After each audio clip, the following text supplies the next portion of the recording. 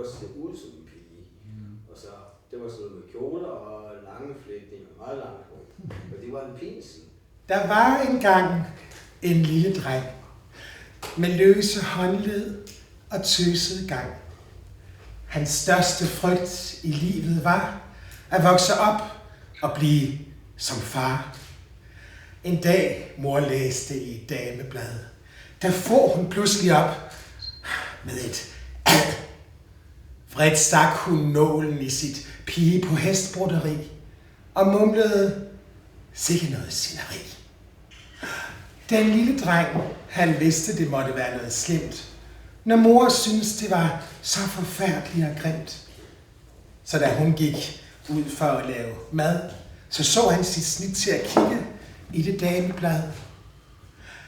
Han læste om en, der som barn hed Ole, men som nu hed Lis og gik i fin lang kjole.